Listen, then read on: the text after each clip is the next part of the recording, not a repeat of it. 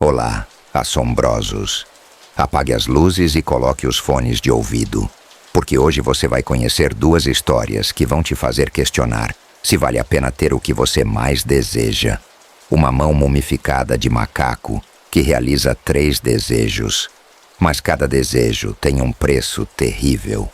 E quanto mais você tenta consertar, pior fica. E um dia em que o sol simplesmente não nasceu. Escuridão eterna, pessoas morrendo instantaneamente, criaturas saindo de fendas no ar, e um homem procurando sua noiva numa São Paulo que virou necrópole. 2 histórias, 2 tipos de horror. Um vídeo que você nunca vai esquecer. Se você tem coragem, fique comigo. Primeiro relato. A mão chegou na nossa casa numa terça-feira chuvosa de agosto de 2022. Trazida pelo seu Ernesto, que tinha sido sargento do exército com meu pai há 30 anos e que agora morava sozinho num apartamento pequeno em Santo André, depois de se aposentar e perder a esposa pro câncer. Ele apareceu na porta molhado da chuva, segurando uma sacola plástica de mercado e pedindo para entrar porque precisava conversar sobre algo importante. E meu pai, que sempre teve carinho pelo velho amigo, abriu a porta e ofereceu café enquanto minha mãe trazia toalha para ele se secar.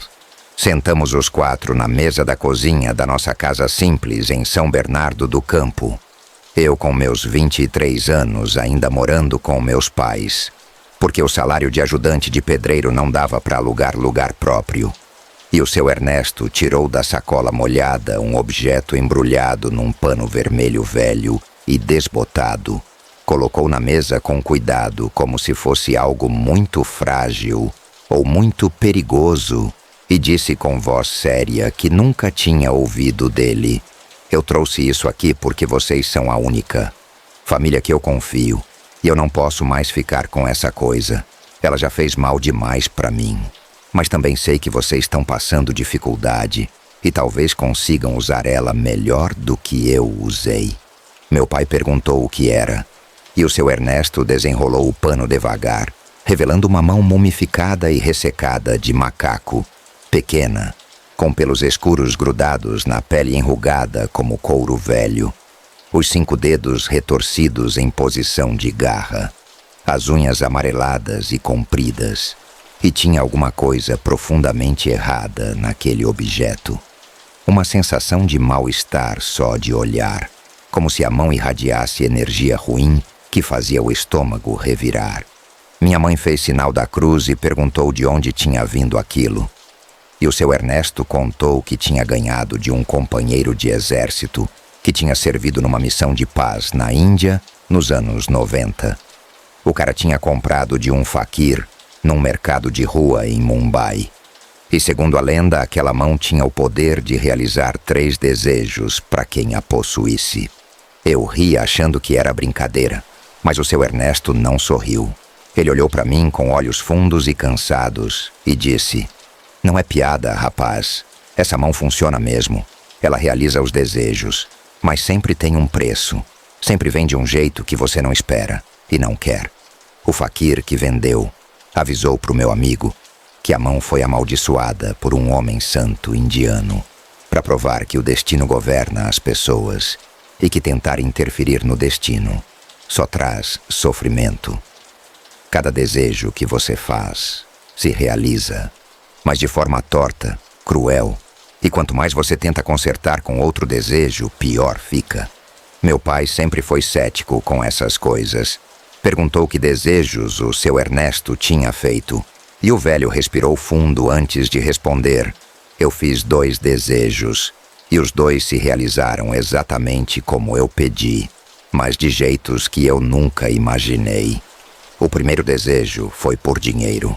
Eu pedi R$200 mil porque estava devendo no banco e com risco de perder o apartamento. E uma semana depois, minha esposa morreu num acidente de carro. E o seguro de vida dela pagou exatamente R$200 mil. Ela morreu para eu receber o dinheiro que eu tinha pedido." A voz dele falhou e ele limpou os olhos antes de continuar. E então eu fiquei desesperado e usei o segundo desejo para pedir para ela voltar. Pedi para minha esposa voltar para mim. E 3 dias depois de enterrar ela, de madrugada, começou a bater na porta do apartamento. Ficamos todos em silêncio, esperando ele continuar, e o seu Ernesto tremeu inteiro ao falar. Eu abri a porta, e era ela, ou o que sobrou dela. O corpo tinha passado 3 dias enterrado. Estava decomposto. O cheiro, a pele, os olhos. Não era minha esposa. Era uma coisa morta, tentando entrar em casa. E ela começou a andar na minha direção com os braços esticados. E eu gritei, e bati a porta na cara dela. E corri para pegar a mão do macaco. E fiz o terceiro desejo. Pedi para ela voltar para onde tinha vindo. E a batida na porta parou na hora. Quando abri de novo, não tinha mais ninguém. Mas eu fiquei sabendo no dia seguinte que o túmulo dela no cemitério tinha sido encontrado aberto e vazio. Ninguém sabe onde o corpo dela foi parar. Minha mãe estava pálida e meu pai não sabia o que dizer. Eu olhei para a mão do macaco na mesa e senti aquele enjoo de novo. Aquela sensação de que tinha algo muito errado naquele objeto.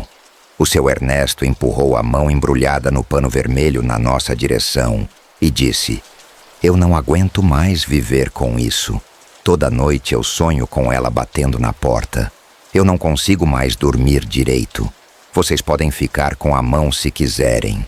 Ou podem queimar ela, jogar no rio. Sei lá, só não posso mais ter isso perto de mim. E vim avisar porque eu gosto de vocês. Se forem usar, pensem muito bem nos desejos, sejam específicos e estejam preparados para o preço."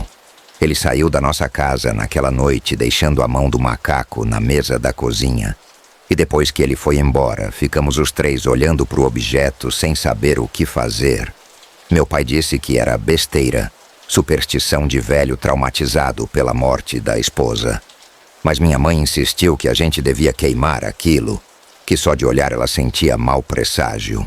Eu fiquei dividido. Parte de mim achava absurdo, mas outra parte lembrava do olhar morto de desespero do seu Ernesto quando contou a história. Aquilo não parecia invenção. Acabamos guardando a mão numa gaveta da cozinha, sem decidir nada. Mas ela ficou ali na minha cabeça. Eu não conseguia parar de pensar nos 3 desejos. A gente realmente estava passando dificuldade financeira. Meu pai tinha sido demitido da fábrica 2 meses antes e estava sobrevivendo de bicos. Minha mãe trabalhava de faxineira, mas ganhava pouco. Eu ajudava com o que podia, mas não era suficiente. Tínhamos 3 meses de aluguel atrasados e o dono do imóvel tinha dado o ultimato: pagar ou sair. E não, tínhamos para onde ir. Uma semana depois, sozinho em casa à noite enquanto meus pais trabalhavam no turno da noite, eu peguei a mão do macaco da gaveta, segurei ela na palma e senti aquele couro seco e frio, os pelos ásperos, e sem pensar muito falei em voz alta: "Eu desejo 50 mil reais para pagar o aluguel atrasado e ter dinheiro para a família sobreviver uns meses." A mão não se moveu. Não aconteceu nada visível, nenhuma luz, nenhum som, nada. E eu me senti idiota por ter falado com um objeto morto. Guardei ela de volta e fui dormir achando que tinha sido bobagem. No dia seguinte de manhã, meu pai recebeu uma ligação do hospital. Meu irmão mais novo, o Gustavo, que tinha 19 anos e trabalhava de motoboy fazendo entregas, tinha sofrido acidente grave na madrugada. Uma van tinha fechado ele na avenida e ele tinha batido a moto. Estava internado na UTI em estado crítico. Corremos para o hospital e passamos o dia inteiro lá esperando notícias. Os médicos disseram que ele tinha traumatismo craniano severo e chances baixas de sobreviver. Ficamos em vigília, rezando e chorando, e no final da tarde o Gustavo morreu sem recuperar a consciência. Foi o pior dia da minha vida. Ver meu irmão caçula morto naquela cama de hospital, minha mãe desmoronando, meu pai segurando o choro, mas com o rosto destroçado. E no meio daquele desespero todo, uma parte da minha mente lembrou do desejo que eu tinha feito na noite anterior. E um horror frio percorreu meu corpo. Uma semana depois do enterro, a empresa de entregas onde o Gustavo trabalhava entrou em contato para informar que o seguro de vida obrigatório que todos os motoboys tinham ia pagar indenização para a família. E o valor era exatamente R$50 mil. R$50 mil. O exato valor que eu tinha pedido. Meu irmão tinha morrido para a família receber o dinheiro. Entrei em pânico. Não contei nada para os meus pais. Peguei a mão do macaco escondido e pensei em queimar, jogar fora, destruir. Mas então outra ideia surgiu. Uma ideia desesperada e terrível. Se a mão tinha o poder de realizar desejos, talvez pudesse trazer o Gustavo de volta, assim como o seu Ernesto tinha tentado trazer a esposa. Mas eu seria mais esperto. Eu faria o desejo de forma correta para evitar o erro que o seu Ernesto cometeu. Naquela noite, sozinho no meu quarto, segurei a mão do macaco com força e falei bem devagar, pensando em cada palavra. Eu desejo que meu irmão Gustavo volte para a vida, exatamente como era antes do acidente. Vivo, saudável, inteiro, sem nenhuma marca de morte ou decomposição. Achei que, sendo específico, ia evitar o horror que o seu Ernesto passou. Achei que ia conseguir burlar a maldição. Não aconteceu nada na hora. Guardei a mão e fui dormir com esperança misturada com medo do que podia acontecer. Acordei com batida na porta da frente às 3 da manhã. Batidas fortes e insistentes. Desci correndo e olhei pelo olho mágico esperando ver meu irmão. E era ele, o Gustavo, em pé na porta do lado de fora. Mas tinha algo errado. Ele estava imóvel demais, de pé, numa posição rígida e estranha. E quando olhei melhor, vi que os olhos dele estavam abertos, mas completamente brancos, sem pupila, sem vida, e a pele tinha uma cor acinzentada, mesmo na luz fraca do corredor. Ele levantou a mão devagar e bateu de novo, 3 batidas metódicas, e então a boca dele se abriu e saiu uma voz que era dele, mas ao mesmo tempo não era, distorcida, oca, dizendo o meu nome. Abre, deixa eu entrar. É frio aqui fora, tá escuro. Congelei de terror. Aquilo não era meu irmão, era algo usando o corpo dele. E então lembrei que eu tinha pedido para ele voltar vivo, mas não tinha especificado que ele voltasse com a alma, com a consciência, com a personalidade. Eu tinha trazido o corpo, mas não tinha trazido a pessoa. A coisa lá fora continuou batendo, cada vez mais forte, e começou a fazer sons estranhos. Meio gemido, meio choro, e eu não sabia o que fazer. Não podia deixar entrar, mas também não conseguia aceitar que meu irmão estava ali e eu não abria. Meus pais acordaram com um barulho e desceram. Meu pai perguntou quem era e ia abrir a porta, mas eu segurei ele e disse que não podiam abrir. Tentei explicar sobre a mão do macaco, mas as palavras não saíam direito. E a coisa lá fora começou a gritar o nome da... minha mãe com aquela voz distorcida.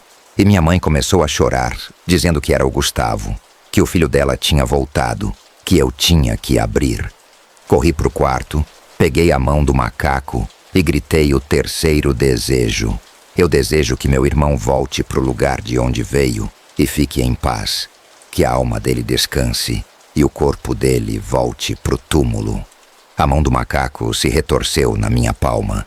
Senti ela se mover, os dedos se fechando, e ouvi um estalo seco, e então silêncio lá embaixo. As batidas na porta pararam. Meus pais estavam em silêncio. Desci correndo e meu pai tinha aberto a porta. Não tinha ninguém no corredor. Ele saiu para verificar, mas não tinha ninguém em lugar nenhum.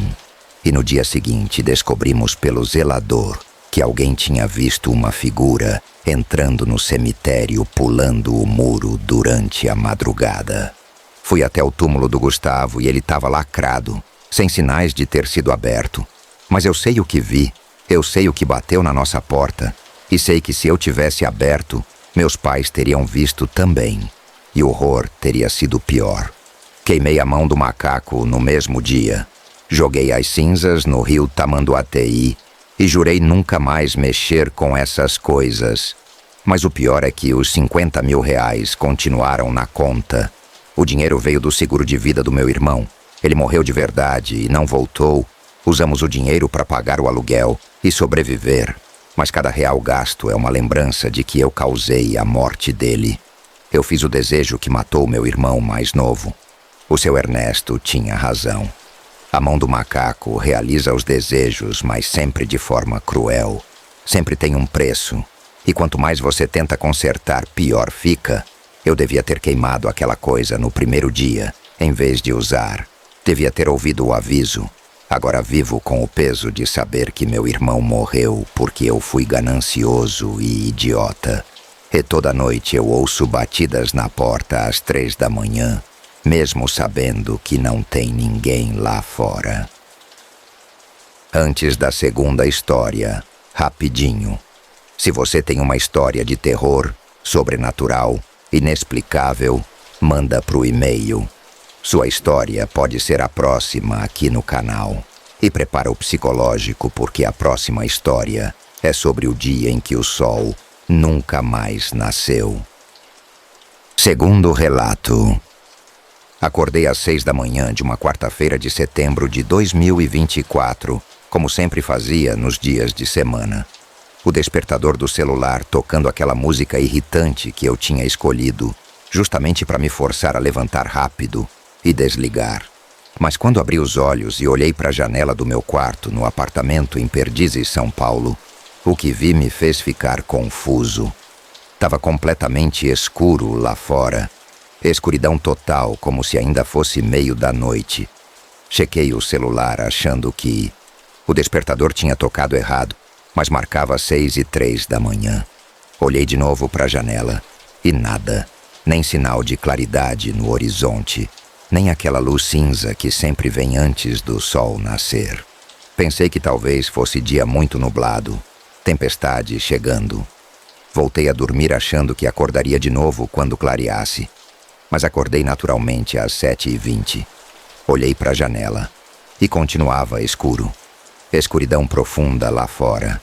Acendi a luz do quarto e fui até a sala abrir a cortina. Olhei pela janela grande que dava vista para a cidade.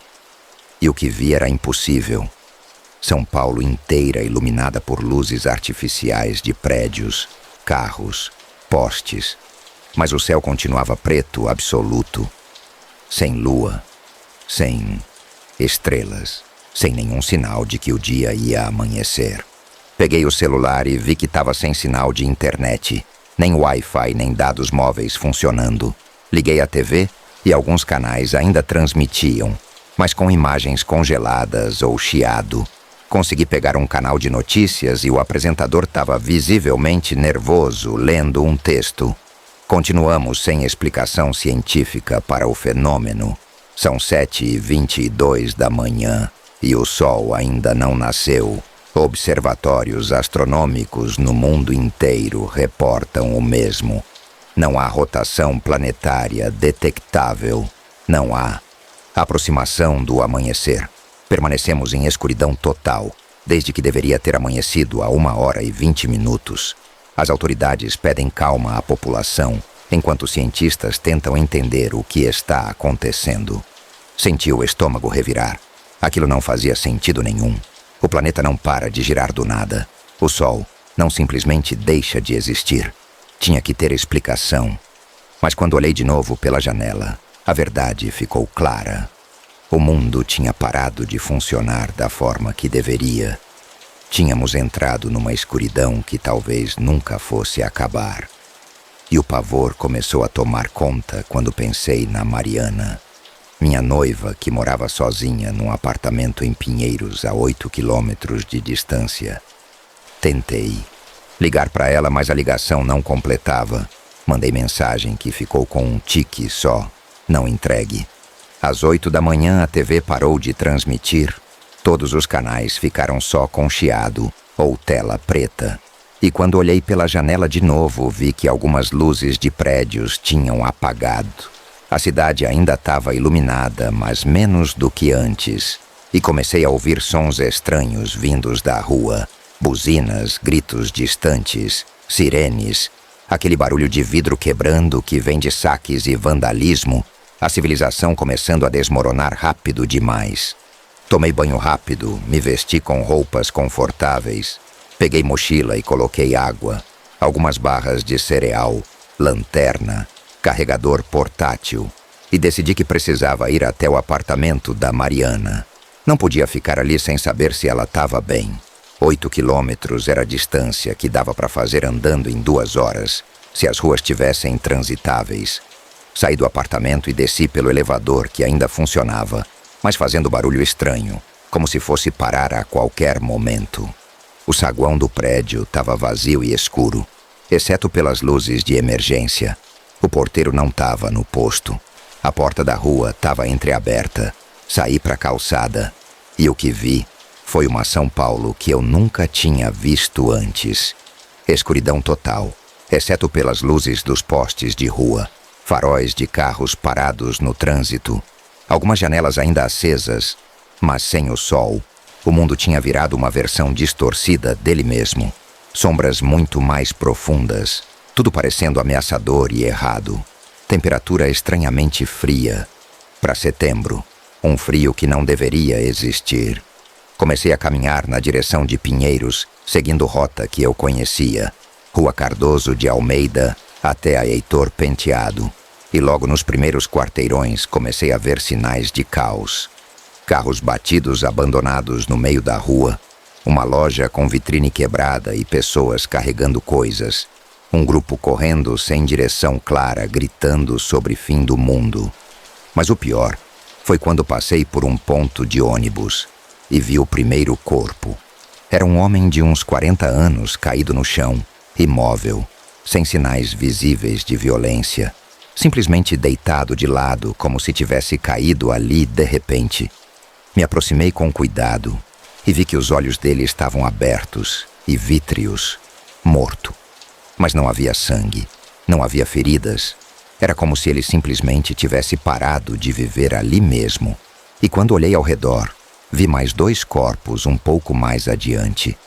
Uma mulher sentada num banco com a cabeça caída para frente e um idoso deitado na calçada. O medo se transformou em terror real. O que estava acontecendo matava pessoas. Não era só escuridão. Tinha algo mais. Alguma coisa que fazia as pessoas simplesmente morrerem onde estavam. Continuei andando mais rápido agora, o coração batendo forte. E a cada quarteirão que passava via mais corpos, sempre sem feridas, sempre com expressão neutra, como se a morte tivesse vindo instantânea e indolor. E também comecei a ver menos pessoas vivas. As ruas que no começo ainda tinham movimento agora estavam cada vez mais vazias e silenciosas. Cheguei na Heitor Penteado e a avenida era um cemitério de carros parados. Os motoristas mortos dentro, alguns com a cabeça apoiada no volante, outros olhando para frente congelados, crianças mortas nos bancos de trás. Famílias inteiras que tinham tentado fugir, mas não chegaram a lugar nenhum. Forcei a mente a não pensar no horror daquilo. Precisava chegar na Mariana. Tinha que encontrar ela antes que fosse tarde demais. Às 9h32 da manhã, segundo o celular que ainda marcava horário mesmo sem sinal, cheguei numa praça que normalmente seria ponto de encontro de pessoas, mas agora estava deserta, exceto por pilhas de corpos espalhados. Devia ter umas 20 pessoas mortas ali, algumas sentadas nos bancos, outras caídas no gramado, e no centro da praça tinha algo que não deveria estar ali. Uma espécie de rachadura no ar, uma fenda vertical de uns 2 metros de altura, flutuando a meio metro do chão. Através dela dava para ver nada. Escuridão absoluta, mais profunda que a noite ao redor. Escuridão que parecia sugar a luz. e tinha um som vindo daquela fenda. Um zumbido baixo e constante que fazia os dentes doerem. Me afastei daquilo rápido, sem entender o que era, mas sabendo instintivamente que não deveria chegar perto. Continuei o caminho. E mais adiante encontrei um grupo de 5 pessoas vivas. Estavam reunidas numa esquina embaixo de poste de luz, como se a iluminação oferecesse proteção. Quando me aproximei, eles me olharam com desconfiança. Mas um deles, um homem de uns 30 anos, perguntou se eu sabia o que estava acontecendo. Disse que não sabia, que o sol simplesmente não tinha nascido. E as pessoas estavam morrendo sem motivo aparente. E uma mulher do grupo disse chorando que tinha visto o marido dela morrer na frente dela há meia hora. Eles estavam dirigindo, tentando sair da cidade, e de repente ele parou de responder. O carro bateu num poste, e quando ela olhou, ele estava morto, olhos abertos, mas vazio, sem vida. E ela tinha saído correndo e encontrado aquele grupo. Outro homem disse que achava que tinha algo na escuridão, que ele tinha visto sombras se movendo entre os prédios, formas grandes demais para ser humanas, e que sempre que alguém ficava longe da luz morria em poucos minutos. Ele achava que a luz artificial oferecia proteção temporária, mas que eventualmente não ia adiantar nada, que todos iam morrer de qualquer jeito. Perguntei se eles tinham visto alguém sobrevivendo, indo para algum lugar específico, mas ninguém sabia nada. O mundo tinha virado caos em menos de 4 horas. Continuei sozinho, agora mantendo distância de áreas muito escuras, ficando próximo de postes quando possível. E finalmente, às 10h15, cheguei no prédio da Mariana em Pinheiros. A porta da entrada estava aberta. O elevador não funcionava. Subi 12 andares pelas escadas no escuro, usando lanterna do celular. Minha bateria já estava em 50%. Cheguei no apartamento dela e bati na porta. Ninguém respondeu. Bati de novo, gritando o nome dela. Silêncio total. Tentei a maçaneta. Estava destrancada, empurrei devagar e entrei. O apartamento estava escuro e silencioso. Acendi a lanterna e vasculhei os cômodos. Não tinha ninguém na sala, na cozinha, no banheiro. E quando cheguei no quarto e abri a porta, vi ela. A Mariana estava deitada na cama como se estivesse dormindo, coberta até o peito, olhos fechados, rosto tranquilo. Mas quando me aproximei e toquei nela, senti a pele fria. Ela estava morta. Provavelmente tinha morrido durante a noite quando a escuridão começou. Ela tinha dormido e simplesmente nunca mais acordou. Desabei ali mesmo do lado da cama. Segurei a mão fria dela e chorei. Tudo aquilo parecia pesadelo. O mundo terminando, pessoas morrendo sem razão. E a mulher que eu ia casar morta na cama dela sem ter chance de fugir ou lutar ou fazer qualquer coisa. Sentei ali por tempo que não sei medir. Talvez 20 minutos, talvez 1 hora. Até que um barulho na sala me fez levantar. Um som de algo se arrastando, pesado. Apaguei a lanterna e fiquei imóvel, ouvindo. O som continuou. Algo grande se movendo pela sala, batendo nos móveis. E então ouvi uma voz. Mas não era voz humana. Era imitação de voz humana. Como se algo tivesse aprendido a falar copiando sons, mas sem entender o significado. E a voz disse com entonação toda errada. Tem alguém aqui, ainda vivo. Venha, saia. Queremos ver você. Não respondi. Fiquei paralisado, segurando a mão da Mariana, rezando para aquela coisa ir embora. E depois de minutos eternos, o som de arrasto se moveu em direção à porta e sumiu no corredor. Esperei mais tempo até ter certeza que tinha ido. Dei um beijo na testa fria da Mariana, cobri ela com o lençol até o rosto e saí do apartamento fechando a porta com cuidado. Desci as escadas e voltei para a rua. Eram 11h40 agora, quase 6 horas desde que deveria ter amanhecido. E a cidade estava quase completamente morta. Não via mais pessoas vivas, só corpos por todos os lados. Milhares deles. São Paulo inteira tinha se tornado necrópole gigante. E quando olhei para o céu, vi que não era mais só escuridão.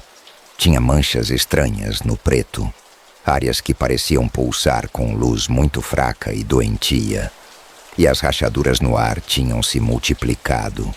Via 3 delas só. Daquele ponto, fendas flutuando entre prédios, e através delas começavam a sair coisas. Não consigo descrever direito o que eram, porque meu cérebro se recusava a processar as formas. Eram grandes e se moviam de jeitos que não seguiam física normal. Pareciam deslizar e flutuar ao mesmo tempo.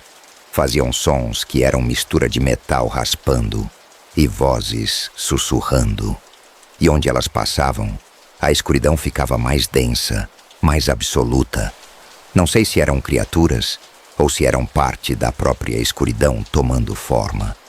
Mas sabia que se qualquer uma delas me visse, eu ia morrer, igual todos os outros. Me escondi dentro de um carro abandonado com o motor ainda ligado e faróis acesos. A luz parecia manter as coisas afastadas por enquanto. Fiquei ali tremendo, vendo aquelas formas impossíveis patrulhando as ruas, arrastando alguns corpos para dentro das fendas. E foi então que entendi. O sol não tinha simplesmente deixado de nascer. Alguma coisa tinha apagado o sol, ou bloqueado ele, ou mudado as leis da realidade de forma que o dia não existisse mais. E aquela escuridão não era ausência de luz, era a presença de algo, uma força ou entidade que tinha tomado o lugar da luz. E ela trouxe consigo aquelas criaturas e aquela morte instantânea para qualquer um que não conseguisse se proteger. Minha bateria chegou em 10%. Os faróis do carro começaram a fraquejar e eu soube que não tinha muito tempo.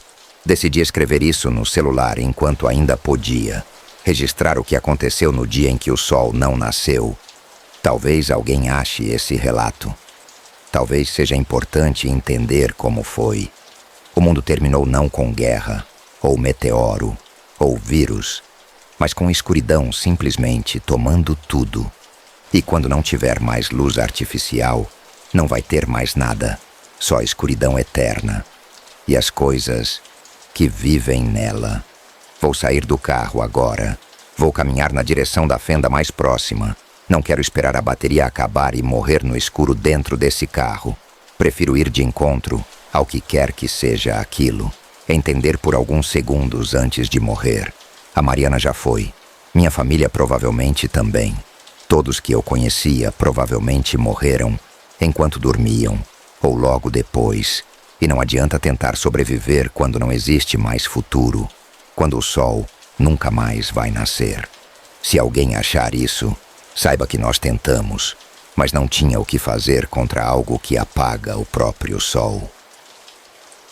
E aí, assombrosos, 2 histórias. Uma sobre tentar mudar o destino e só piorar tudo. Outra sobre não ter controle nenhum quando o mundo acaba. Se deixa aquele like, se inscreve se ainda não é inscrito, ativa as notificações. Me conta, você prefere ter 3 chances de mudar as coisas, mesmo que piore? Ou aceitar que não tem o que fazer quando o universo desmorona? Vamos conversar nos comentários. Um abraço e cuidado com o que você deseja. Até o próximo vídeo.